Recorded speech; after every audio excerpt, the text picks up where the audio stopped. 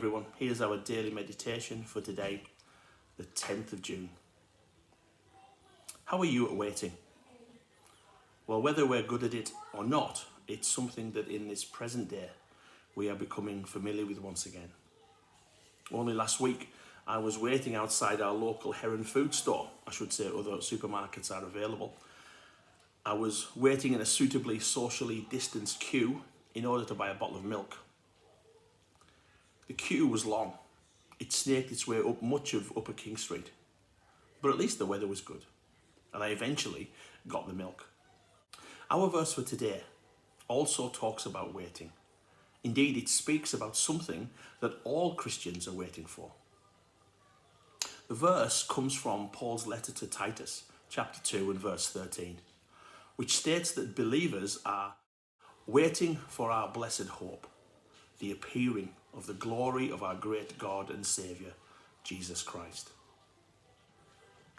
You'll note that this verse comes as part of a paragraph that explains the section before it in Titus 2. Paul, in verses 11 through 14, gives the theological basis for the lifestyles he's just described in verses 1 through 10.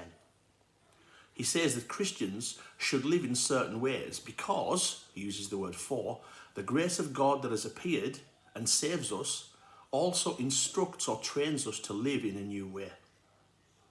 Paul states that we cannot truly claim to be a recipient of saving grace without also being a pupil of God's training grace. The change in a believer's lifestyle is rooted fundamentally in the reality and purpose of the work of Christ. Take a look at verse 14.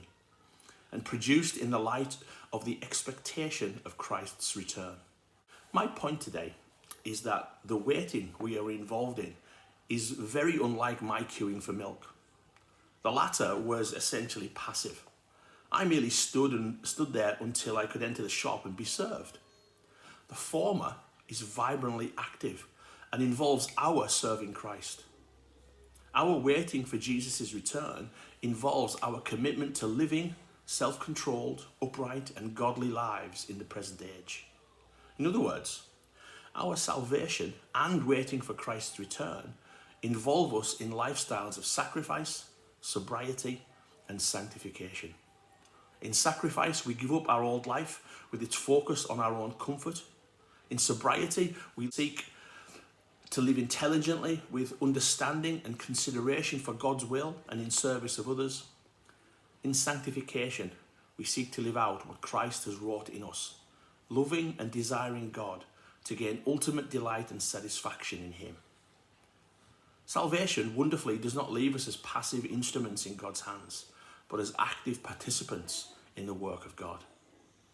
God bless.